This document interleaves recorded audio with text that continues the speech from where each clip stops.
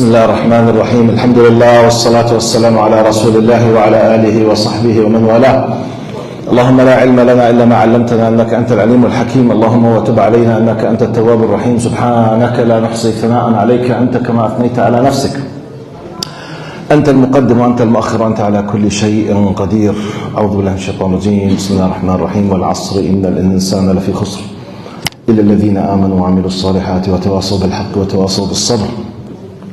In the name of Allah subhanahu wa ta'ala, the most compassionate, the most merciful, all praise and thanks are due to Him, and peace and blessings be upon His beloved Prophet Muhammad sallallahu alayhi wasallam. He who is guided by the will of Allah, no one can misguide him, and he who is misguided, no one can guide him except Allah subhanahu wa ta'ala. We do bear witness that there is no God but Allah, and Muhammad is His messenger. Assalamu alaikum, brothers and sisters. اللهم اجعل جمعنا هذا جمعا مرحوما واجعل التفرق بعده تفرقا معصوما. You never know which word, regardless how Allah made it easy to you. Forget who is the speaker now. Any one of us listening to a lecture, to a khatira, to a speech, to a CD, video clip could be the turning point of his life. I am personally speaking with you. 42 years ago, I was in 10th grade, approaching 10th grade. Still, I have just finished my 9th grade. 42 years ago, I was going to the masjid in Ramadan just because it was very hot and I had nothing to play with, and none of my friends was close to me, and we did not have fans at home. It was very hot. I went to the masjid just because of the fans. Ceiling fans. Wallahi, this was my intention. I was not thinking about the prayer. And Imam and Shaykh, may Allah descend His mercy on his soul now, he decided to give a khatira after al-asr. This khatira changed my life. SubhanAllah, as simple as that. Has nothing to do with my plans, has nothing to do with my intention, by the way. Wallahi, my intention, I was looking for a good, nice, cold place because it was very hot and I was very thirsty, and it was Ramadan. And 42 years ago, no internet, no satellites, no computer games, nothing at all. Nothing at all. So I had to go to the masjid, but it was the only place where I can have, ceiling fans. That's it. SubhanAllah. He started talking about how important to be thankful to Allah and to have the attitude of gratitude to the blessings of Allah. I felt shy from Allah subhanahu wa ta'ala, and I felt really I have to repent because I was a little bit far from Allah subhanahu wa ta'ala. So why I'm saying this? Today my title is The Art of Happy Marriage. I'm not a faqih. I'm not a specialist in Islamic jurisprudence. I'm not here to give you rulings and teachings.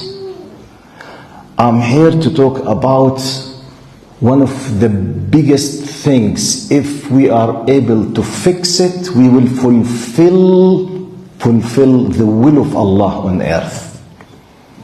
When Allah decided to create Adam, what did He say to the angels? إِنِّي جَاعِلٌ فِي الْأَرْضِ خَلِيفَةً. What is the Khalifa?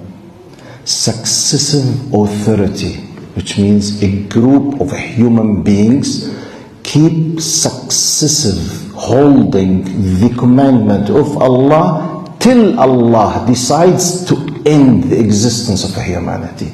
How does this happen? Through the reproduction.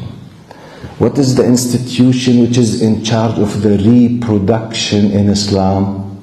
Marriage, and only marriage. True or false? So when we talk about a happy marriage, we are not discussing fiqh, marginal issues. We are discussing one of the most important tools to fulfill the will of Allah on earth. Believe it or not. This is in case we share the same faith. Do we? Yes or no? Yes. As long as we share the same faith, this is a basic part. Is there any Muslim who does not know or believe in إِنِّي جَاعِلٌ فِي الْأَرْضِ خَلِيفَةً? or does not know that when Allah created Adam, this is what He told us that He said to them? Clear cut. So we are here, why I'm saying, because sometimes you might having some troubles at home.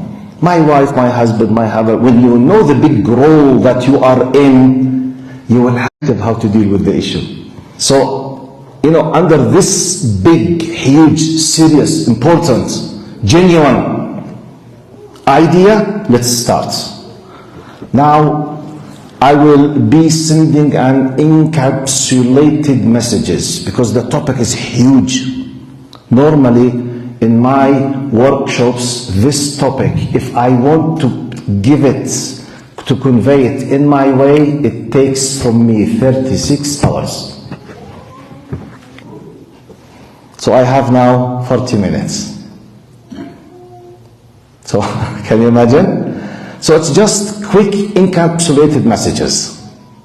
So let's focus now. Now, message number 1.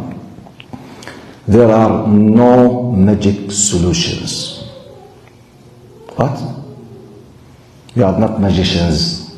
We don't deal with magic. We are Muslims.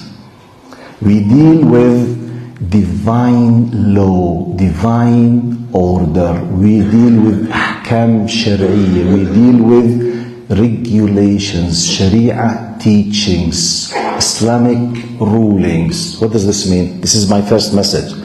This means, if you want to talk about a happy marriage, if you are not married, be aware that what you are about to establish is not part of Harry Potter's books or movies.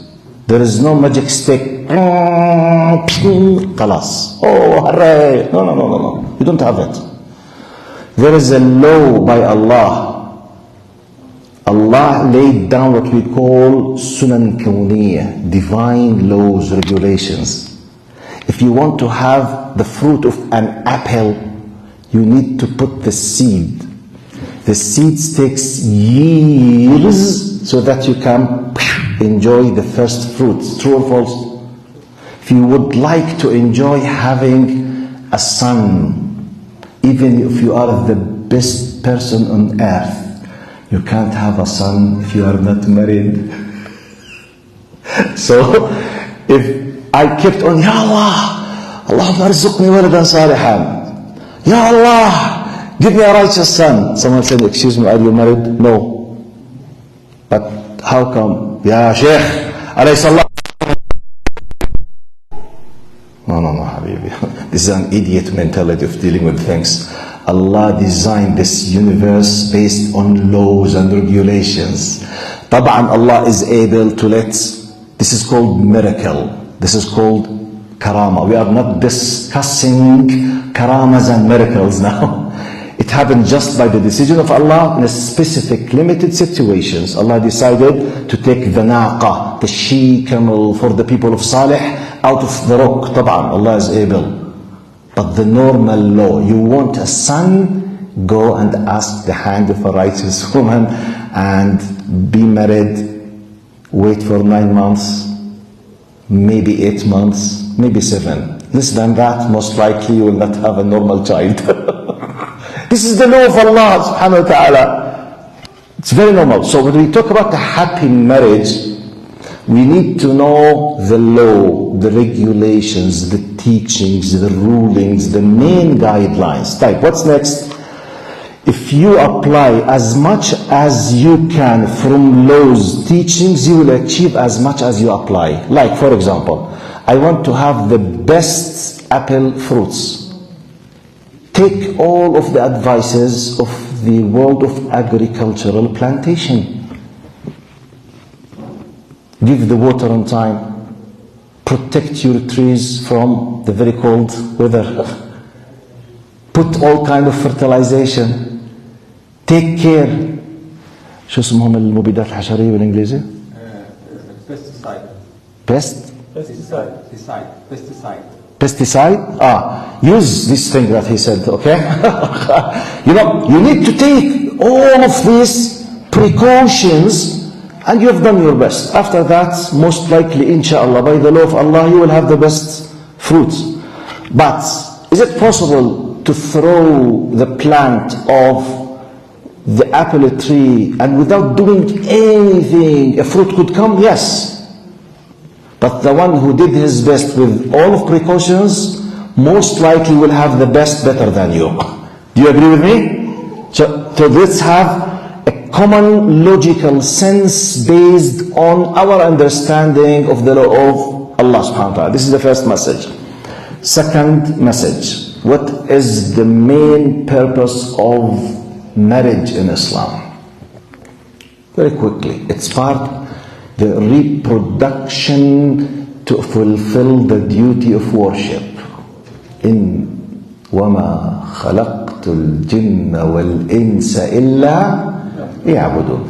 Verily indeed I have not created the jinn and the human being but to worship me. The word ibadah, we see that in the Jum'ah prayer, it means full submission and obedience. We are not discussing ritual. Rituals are part of the ibadah. The word abada, ya'bud ibadah, means full submission without any preconditions in Arabic language, which means, verily indeed, I've not created the jinn and the human being, but to obey me, to submit themselves for me. Right. Depending on that, marriage is part of fulfilling this will. So what's the importance of that? Okay, the importance of that, if you understand that the main purpose of marriage is to fulfill the concept of the ibadah, you will be part of a very big picture. So your priority will not be buying 5 houses for your kids, which is not haram. But the priority will be, is my coming kid prepared to be a worshipper for the one who created me and him or not? This is the priority. In the meanwhile, if happened to be, I was able to be a multi-billionaire in a halal way, may Allah give you barakah. But what is the priority? Depending on the perspective. Priority. I am part of the existence to be a worshipper, and my priority should be my kid out of this marriage should be a true submissive worshipper to Allah. This is the priority. Depending on that, I have to review my criteria in searching for my kid's mother. Are you with me? Are you with what I'm saying? Is it complicated or clear? Common sense. Right. Second message. Now, if you want to have a happy marriage, your reference point should be the same with your wife or your husband's reference point. Otherwise, house will be a disaster. What is our reference point? Allah, Islam, Akhirah. So when we have any kind of disagreement, فَرُدُّهُ إِلَى اللَّهِ وَرَسُولِهِ, which means Islam. If Islam, which contains Allah, Muhammad sallallahu alaihi wasallam, Islamic jurisprudence, and the whole idea of ethics and teachings based on Islamic faith, they are not our common reference point, you are doing a mistake. This is a message for anyone who's planning to get married.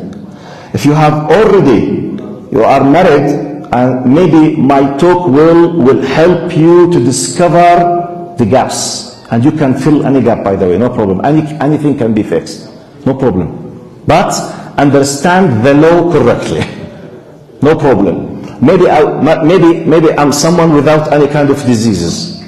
I came to specialists in the health style of life, and I asked him what kind of life I should be leading to have the best healthy. You could be careful, eat such and such, drink such and such, sleep such and such, do excellent.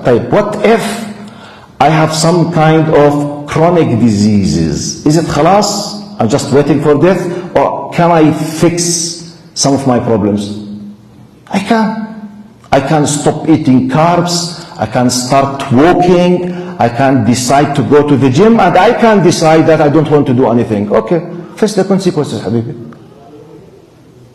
Someone is facing, for example, diabetes, heart problems, And so he came to the, he said, look, you can't fix your problem, but you have to stop eating kunafa. And he said, no. إلا الكنافة. Whatever, okay. This is the advice, this is the law. Stop sugar and carbs. Otherwise, I can do nothing for you as a doctor. Said, okay, I don't care with your advice, but I feel upset. Why I'm facing the troubles? Face the consequences. Simple logic. Someone else said, let kunafa go to hell. I need to preserve my health. May Allah accept from you. This person took a decision and he decided not to fix his problem. The other person decided not to take the advice. It's not my problem or your problem. Now, next message. Allahumma salli ala Sayyidina Muhammad. You might be amazed from what I will be saying. I started learning Sharia as my first year in BA, Bachelor Degree in Usul al-Din, the Foundations of Religion, in 1985. It's about 38 years ago. In my first years of studying, a full professor in Islamic jurisprudence, who then became the dean of our faculty from Al-Azhar, he was teaching us the personnels, or in Islam, the Islamic personnels, ahwal al-shakhsiyya. You know, the inheritance, the marriage, the divorce, these things. So at that time, I was still 18 plus, hardly started seeking the Islamic knowledge. So my knowledge was very limited. So he said the following statement. I will say it in Arabic, then I will translate the core of it in English. Because at that time, it was mind-blowing for me, and it was a turning point in my life. This statement that I will be saying now. He said, I quote now, الأحكام الفقهية في الإسلام هي الحد الأدنى من الأخلاق. He said, the Islamic teachings, the Islamic rulings of haram and halal, they represent the basic minimum of ethics in Islam. I was shocked. I said, excuse me, doctor, what do you say? Islamic teachings, the minimum of ethics? I said, yes. You know, to be honest with you, my mind was not able to comprehend. How come? Because when you say, we want to apply Islam, Islamic teachings, ahkam Islamiyya, we are... No. He said, no.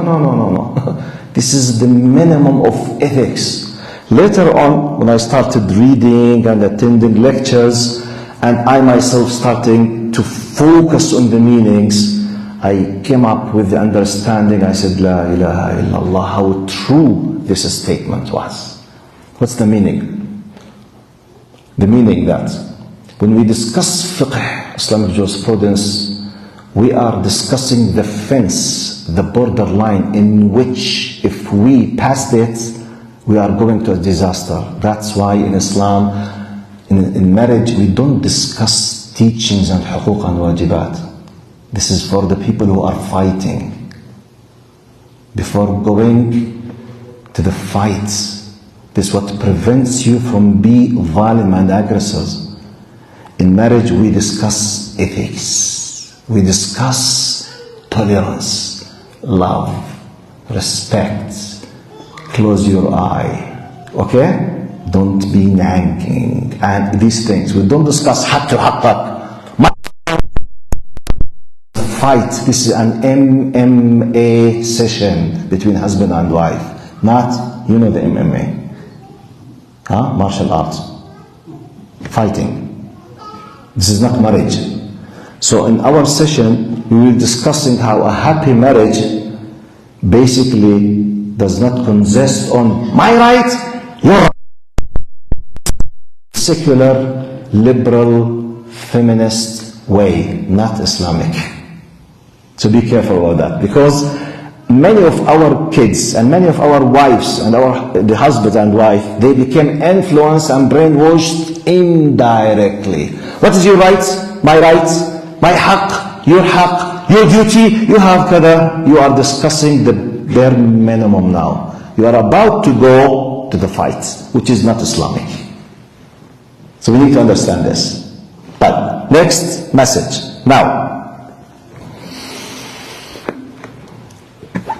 your first mission in your family, especially I'm speaking with men now, your first mission is not to feed your kids. Your first mission is to connect your kids with their Lord. What? Rizq has been granted by Allah. لا نسألك رزقا نحن نرزقهم وإياكم. What? Sheikh, what do you mean? Allah has granted the rizq, the food, which means don't kill yourself. No, put an effort. The priority, is it true that my kids are close from Allah? Do they know Allah? Have I put any effort to put my, what we say, Sheikh, technically, give me examples. Okay. I decided to come to Canada for whatever reason. Asylum seeker, better conditions. I want, and let's be fair, the majority of Arabs and Muslims, let's speak, I'm a Jordanian. Let me quote the mentality of people in Palestine, Jordan, Lebanon, Syria, most likely Egypt and Iraq, at least. I can't speak on their behalf. Ask any one of them. When you ask him, ask any man or a woman, normal. I'm not talking about Sahabi, normal, conservative, one from these countries, who's a Muslim by birth. Ask him, what is most important goals in your life? يقول لك تأمين مستقبل أولادي. True or false? I want to guarantee the future of my kids. Ask all Palestinians, Lebanese, Syrians, Jordanians who work in Gulf. Why you are here? Why you are living in 65 Celsius in Kuwait? مستقبل أولادي. The future of my kids. Am I exaggerating? Or this is the case in 99%? Type. Try to break down what is the definition of مستقبل أولادي. The future of my kids. Break down. House, apartment, university, car, marriage, etc., etc. True or false? Billahi alaykum, what is the percentage of those whom you witnessed from Arabs and Muslims? I'm talking about those who pray, who know Allah. I'm not talking about secular, liberal, non-believers. No. Their priority in their life, planning, thinking. When he decided to come to Canada, his first priority in finding the city and the location, whether it's close to a masjid or not. His first priority when he was thinking about his salary, can I pay for the Islamic school or not? If I can't afford an Islamic school or there is no Islamic school, does this nature of my possible work give me time to sit with my kids in homeschooling or not? What is the percentage of us who think in this as a priority? By default, which means his mind is established on whatever comes to him. His by default mind, no, sorry, I can't. No, because blah, blah, blah, blah, blah, blah, blah, blah, by default. What is the percentage? This is what I'm discussing. This is what I'm discussing when I speak. My point is happy marriage. Happy marriage needs a big surrounding conditions. Way of thinking. Perspective, foundations, priorities, decisions, laws, faith, acceptance, practical. It's not just a wishful thinking type. Next message. As I told you, I'm giving encapsulated messages. I'm not explaining everything in details. Next message. For us, a happy marriage by default means family. Because as Muslims, we are highly encouraged to have dhurriya, to have offsprings. True or false? Because come say, wait. I want to enjoy my life. and I want just to enjoy halal marriage and have the sexual relations. Okay, it's not haram. But who told you our ultimate goal is just to enjoy this? We have just said it now. Our ultimate goal is to be ibadillah.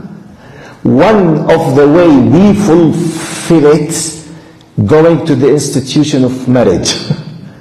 If we are in a happy marriage, by taking in consideration the conditions, we are fulfilling better the will of Allah.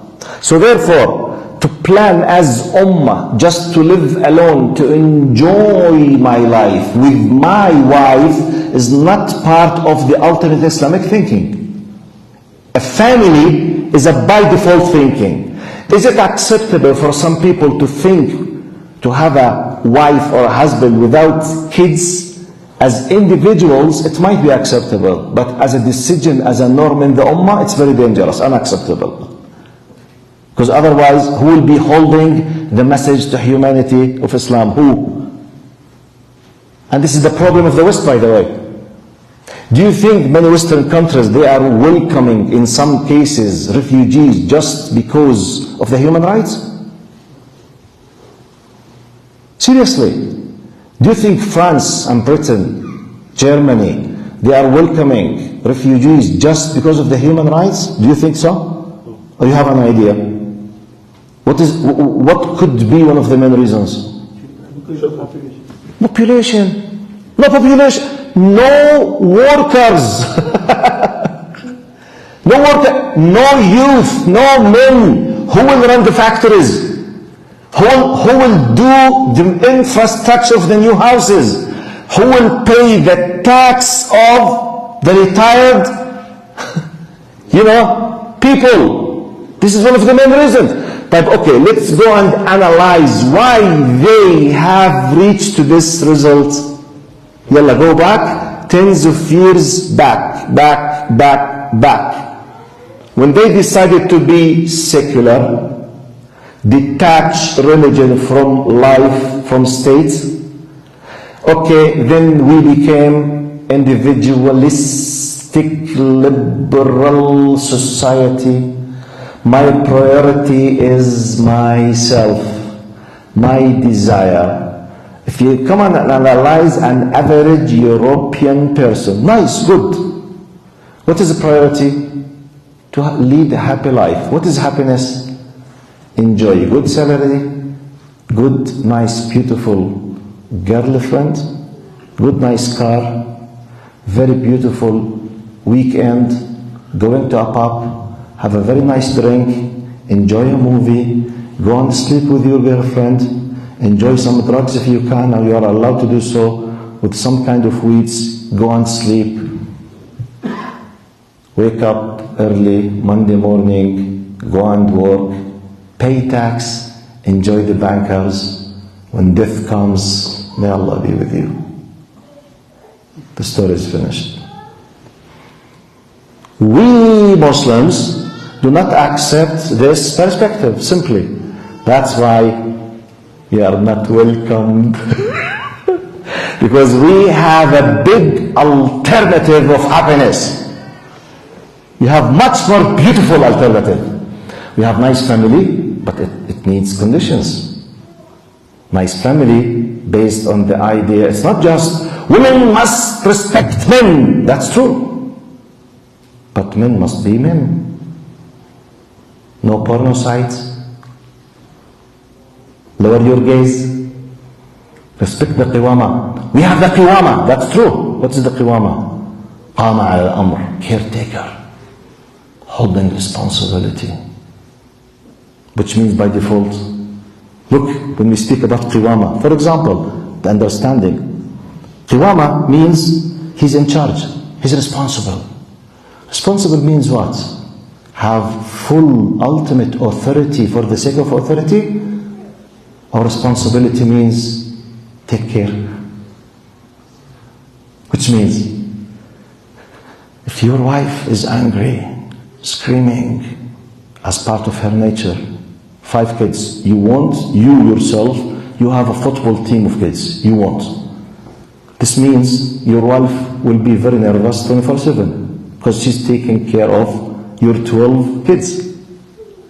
So it's very normal, your wife will speak loudly in your face and she will scream in your face. You are the man holding responsibility. You are the one who should be patient, not her. So when she tells you out of anger because of your 12 kids screaming, you say, إذا إنك زلمة طلقني هلا. If you are a man, you have to be a man, and you smile in her face, and you say, my love, wallahi, you deserve a hug. Wallahi, this is the qawama. Seriously, this is the qawama, holding responsibility. Do you know where I derived this from? Focus with me. Do you know the original sin? Have you heard the concept of original sin? Which is the core point of the faith of? Which religion? Christianity and Judaism. But Christianity at the top. The concept of original sin, which is based on the idea that Satan convinced the woman, i.e. Eve, to eat from the tree. She ate, and I'm quoting the Bible now, okay? I'm quoting the Bible. Because it is believed, according to them, that Satan convinced Eve. Eve ate, and then she convinced her man to eat, and he ate. They were punished and kicked out, and Allah decided to punish the woman in specific. According to the book of Genesis in the Bible, part of the punishment of the woman, she will be suffering from the labor eternally up to the end of life as a punishment for females, because she pushed her man to eat.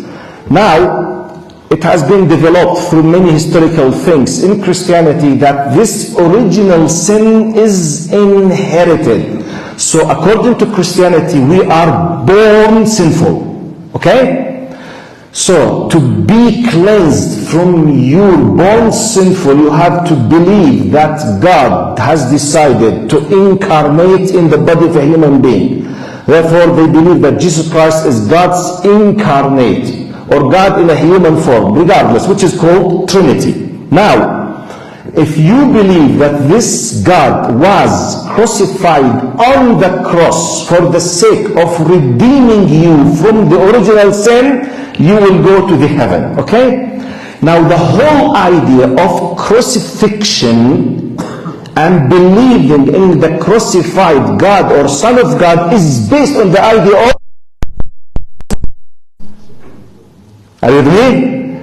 طيب, just to give you how great Islam is. When Islam came after hundreds of years of females, of human beings on earth, Allah sent in the Quran the following simple, beautiful ayah. فَوَسْوَسَ لَهُمَا الشَّيْطَانِ. Satan has whispered to both of them. The ayah continues, فَأَكَلَا مِنْهَا. They both ate from the tree. Wow! It's a final decision of the court that the woman was not responsible. Now let's come to my citing point of the story. When Allah declared the final decision and He was sending the sentence to the person in charge, He said, وَعَصَى آدَمُ. So where is Eve? Allah said, وَسْوَسَ لَهُ مَا أَكَلَا مِنْهَا. So they both were exposed to the waswasa, whispering. Both they ate by a separate decision. When Allah decided to address the person,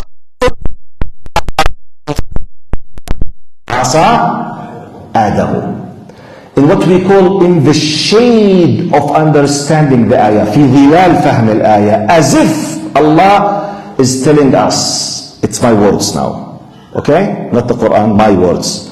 As if the Quran says, in our simple words, you want to be the man, you want the qiwama, you are in charge.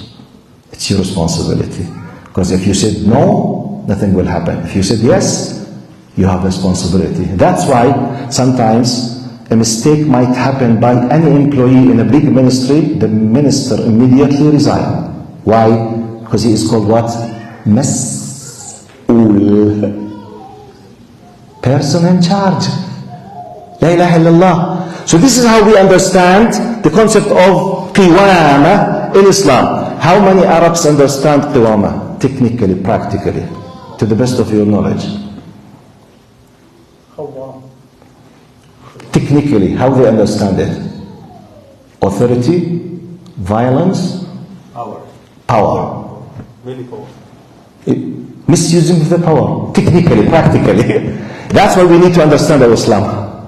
That's why we keep, it's a vicious circle. Men, they need genuine Muslim women, and women, they need genuine Muslim men. But men as well need genuine Muslim. They need a woman who respects Allah and her husband, and the woman needs a man who fears Allah and take care of his wife. So both cases, we will keep in this circle. Yes, no, he, she, he, both. Allah subhanahu wa ta'ala.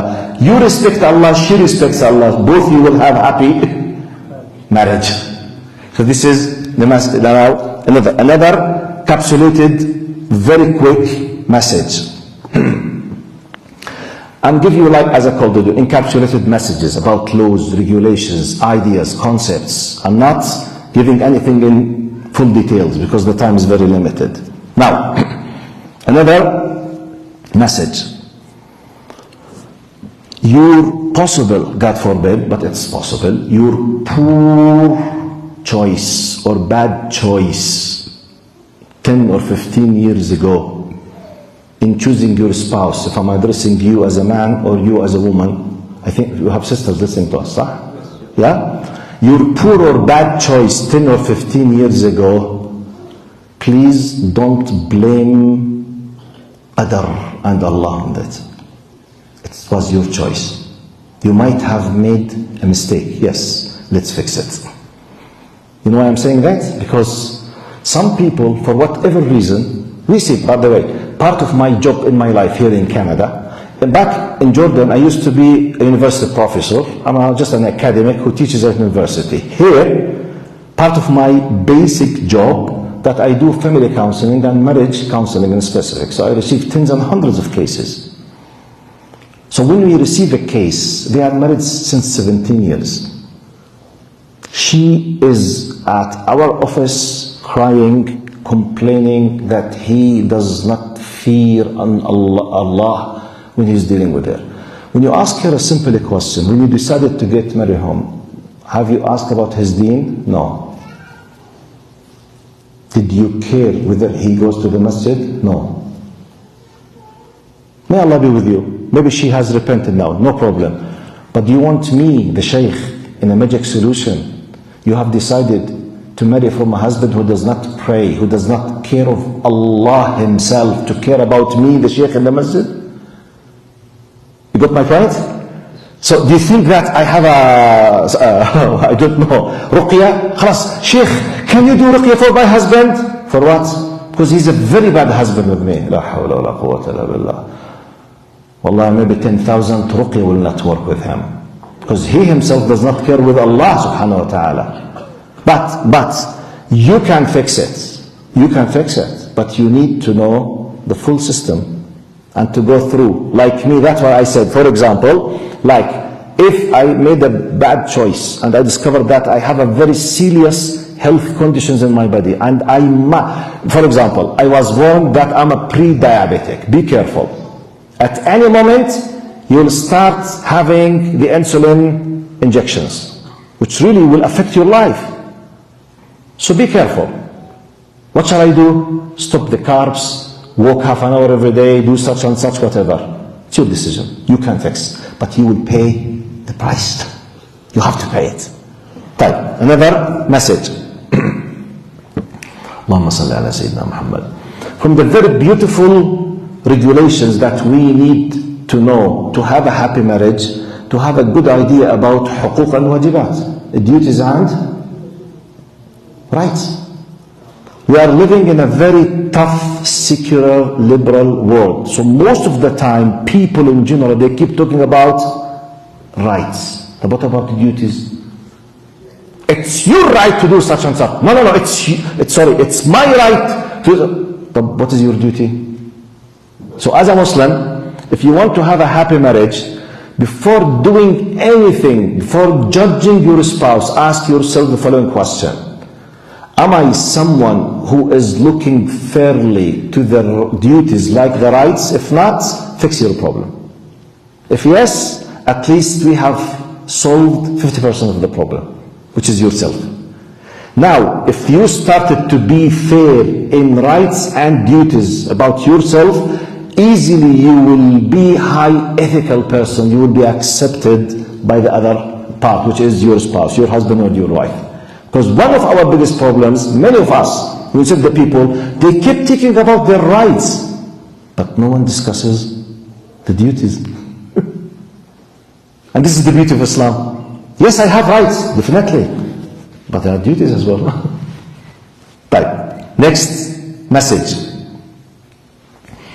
If you want to have a happy marriage, you need to realize that there is a difference between male and female, men and women. Regardless what liberal world thinks, there's a difference. That's why we have difference in the ahkam. That's why we have different rulings. Now in Islam, we don't believe in the complete equality, because complete equality means injustice. We believe in what? Justice. Because of that, now men and women, they do share a lot of areas. Both of them can be believers and non-believers. Same accountability. Both of them can be generous and mean or stingy. Same accountability. Both of them can be righteous or biased. Both of them can be truthful or liars. But there are some kind of specific things has to do with their rules. The one who is in charge of bringing the bread to the house is the man. So therefore he was equipped with some kind of exceptional nature to be able to go outside and to fight all the time to bring, and he is the one who's in charge of protection. So in our understanding as Muslims, it's like having a very nice company, very powerful company. You have a CEO then, you have a spokesperson, you have a president. Why do we accept in our business world, secular world, civilized world, to have a president for any company or a CEO? Why? When it comes to the most important institution on earth, i.e. marriage, no, they must equal. No. Someone has to be a final decision maker. Imagine that in the world of business, economy, politics, there is no president or CEO or boss or leader. What will happen? Chaos. Wallahi, full destruction. Wallahi, full destruction. Forget religion now. Forget marriage. Try to apply the claimed concept that they must be equal in everything on politics. Imagine there is no minister for external affairs or foreign affairs and internal affairs, and they are always equal with the same decisions. The country will be destroyed completely. Imagine there is no president. Imagine there is no prime minister, because all ministers should be equal. What? Who will take the final decision to wage a war against the enemy? We will consult. We will have tens of debates, but at the end, there is a decision maker. There is a spokesman. There is a representative of the institution. In our understanding, the final external representative of this institution is the man. Why do you economy, in finance, in everything, and we do not accept in this institution? Why? It's a logical question. It's not an emotional question. By the way, it's not a religious question. It's a common sense question. If you want to be a Muslim, this is a decision. But this is based on a lot of other things. Now, when I speak about men and women, the other side of the coin. You have the right of qiwama, you are a final decision maker, but this has a precondition. You are the caretaker of everything. And you should not push your wife to work. You should not misuse your power to make her life hell. And you, sister, you are the caretaker of the internal kingdom. You are in charge of making the house from inside real kingdom of Jannah. This is your responsibility. No Sheikh, my responsibility أنا بدي أثبت ذاتي. You know the أثبت ذاتي? كيف نترجمها بأثبت ذاتي? I want to prove myself. Prove yourself. حجة for who? Islamically speaking, I want to prove myself. Are you aware that you are married? Yes. You have kids? Yes. You have taken a decision voluntarily to choose this man as your husband? Yes. But I want to prove myself. حسبي الله ونعم الوكيل. Prove myself. Prove yourself for what? And yes, this is the end result of the brainwash of the media. You know, this is the continuous brainwashing of the Egyptian and Syrian and Turkish drama. Wallahi, because they sit for hundreds of hours all the time. MBC alone is able to make 90% of Arabs, to make them from inside complete non-Muslims through the drama. Wallahi, they destroy completely the whole constitution of Allah subhanahu wa ta'ala in our minds. You need to understand. I'm giving you just quick messages, by the way. Another message. One of the most شيخ ياسر خبرني أنا إمتى لازم أوقف. And I don't know where to stop. Wallah, I don't feel the time. Because you know, we have an expression in Jordan. I hope you will understand the Arabic language now. In Jordan we say لا تعطي مرة تليفون ولا شيخ مايكروفون.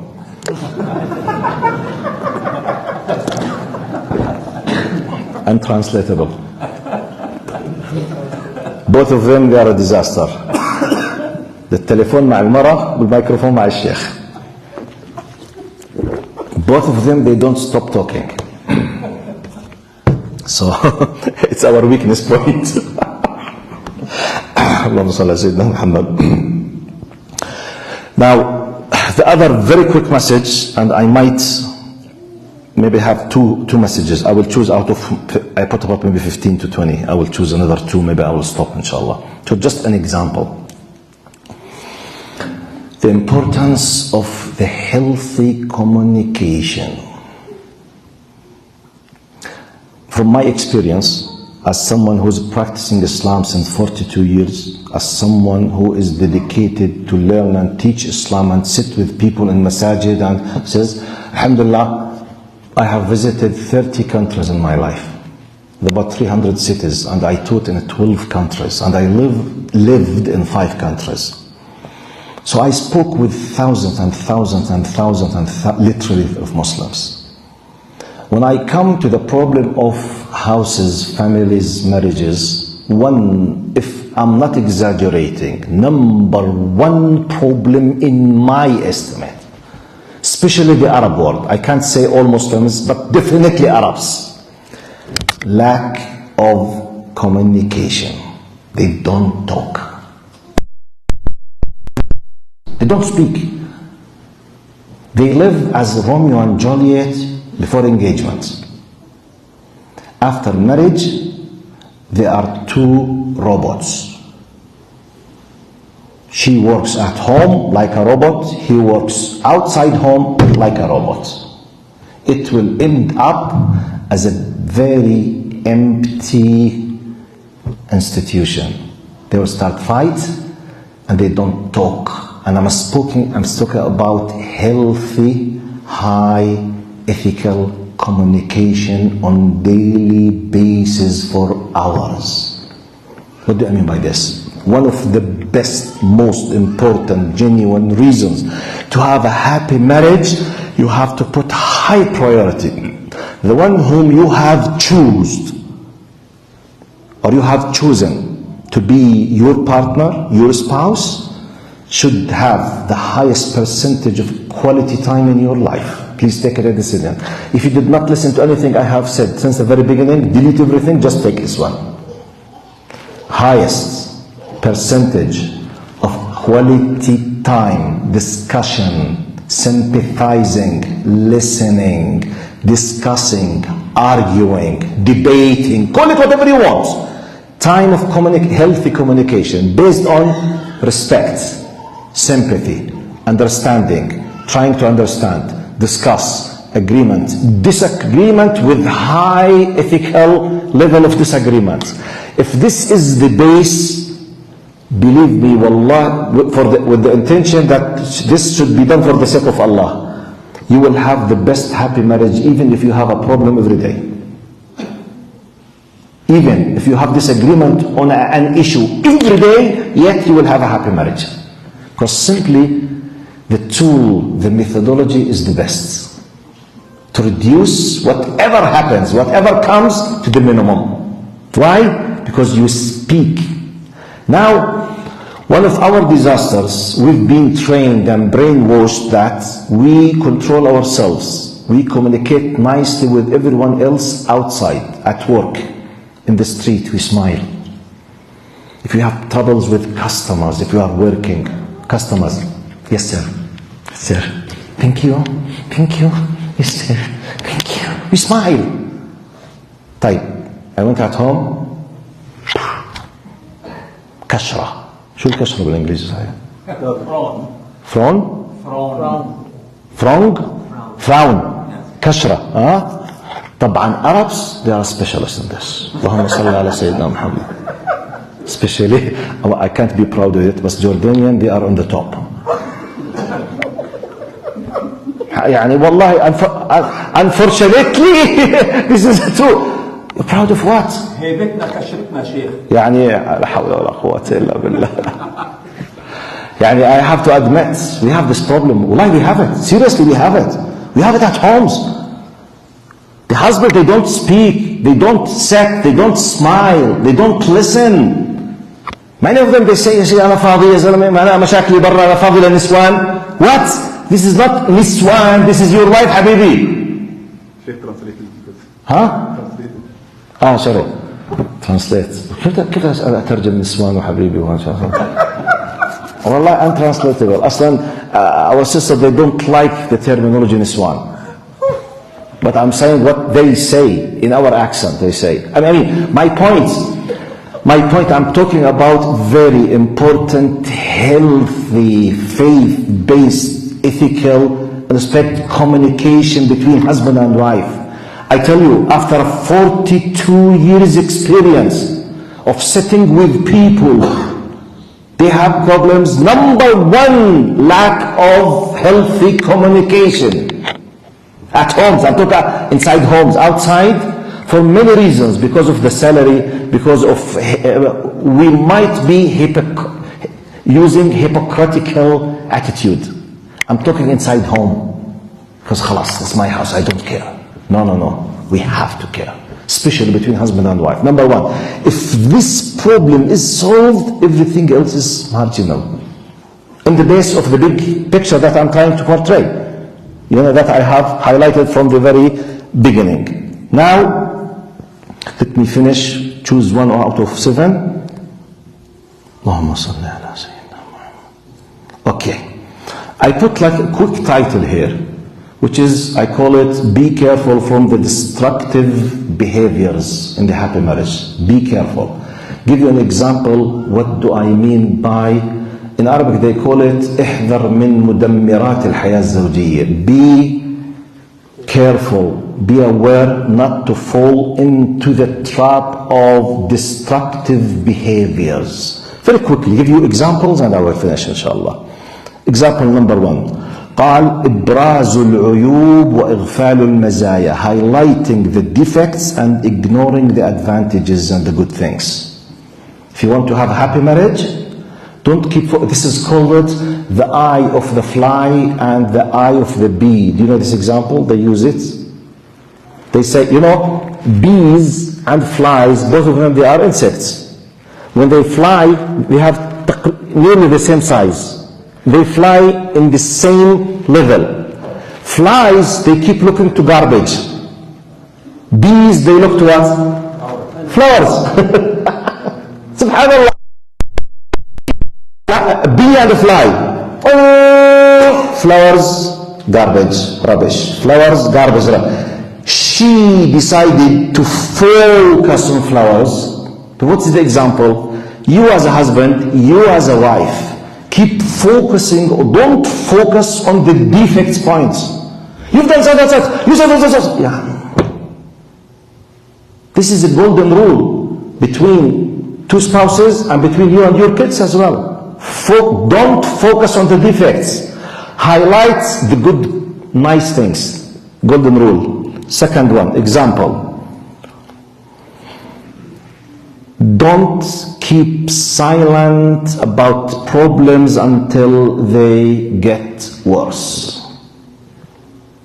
When you witness the beginning of a possible problem, deal with it immediately in a wise way. Don't leave it. Don't close your eye. Don't keep it for the zaman and Allah will solve it. La, la, la, la.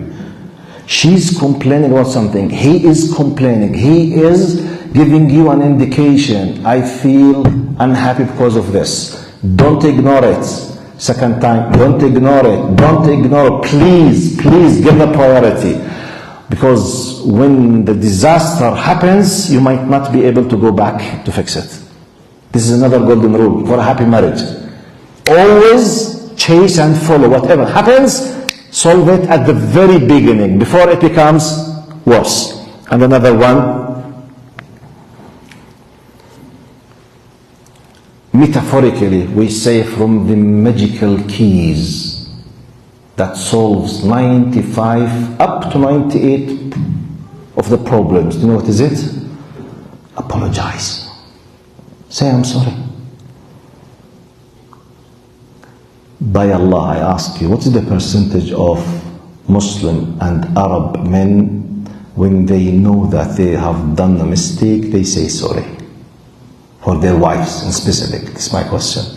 Can you give me from your experience in your society, what's the percentage of men when they make a mistake, they say for their wives, I'm sorry? Please, I need to hear answers. Give me what you witnessed from your experience, the percentage in your community, your society, your relatives, your tribe, your people, your country in general. Give me just percentage, just numbers.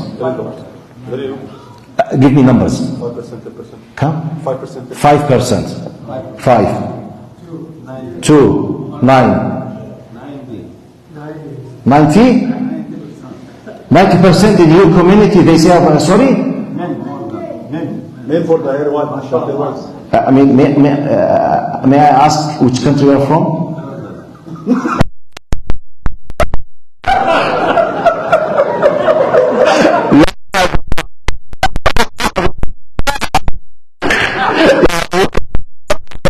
It's too... it's not...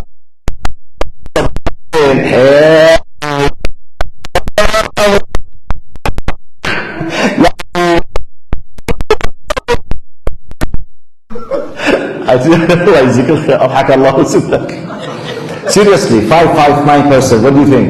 50% from India. 50% in India. 5. Look, 50? Which country are you from? Pakistan. But let's ask Arabs just because really I know this. I said it. I'm talking about Arabs in specific. My question. Because I know this is a reality. The majority of Arab men, when they do make a mistake, which is possible, you are not an angel, you are not a prophet. Normally, I do make mistakes. Use this beautiful solution. Sorry, just sorry. أنا آسف يا روحي, آسف يا حبيبتي, سامحيني. قسما بالله, the most tough woman on earth will accept it from you. Wallahi, by the way, generally Muslim women and Arab women, unless those who are very influenced with feminist movements, Wallahi, when you say sorry, you have cleansed her heart 95% of the times. But I mean, it's not part of our culture. We don't say sorry. That's why I'm giving an advice. Try to train yourself. Say sorry. طبعا you will be a top professional if you say sorry, even though the mistake has been done by her. Oh my God. Oh my God. If she is the one who made the mistake and you apologized, خلاص, you won her heart. Full control. Wallahi, ethically speaking, I'm not joking. Wallahi.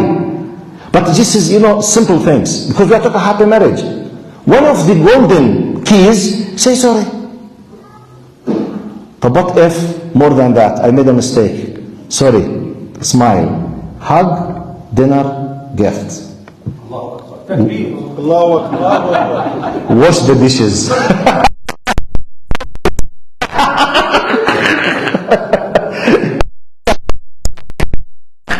You will be the king. Wallahi, okay. My style sometimes might be in a stand-up comedian way. It's just the style. But wallahi, I mean it. I mean it. It's a golden rule you made. Now, let me finish with this simple example. Because as I told you, this is part of a course that takes me 36 hours. Finally, who's our qudwa in our life? Prophet Muhammad sallallahu alaihi wasallam. Wallahi, if I have full 10 intensive hours, continuously without a break with you, just to highlight what Prophet Muhammad sallallahu alaihi wasallam used to do with his wives in terms of happy marriage, I will not stop. I will choose just one example out of tens. I'm giving you an idea about Prophet Muhammad sallallahu alaihi wasallam. And I believe that 70 to 90% of the solutions are under the hand of men, not women. This is by nature. That's why Allah said, الرجال قوامون على النساء. So therefore, if we understand Islam well, we applied well, we felt our responsibility. I'm not saying women, they have no share in making happy. No. At the end, if God forbid, if she decided to make your life hell, he said it, Inna lillah wa inna ilayhi raji'un.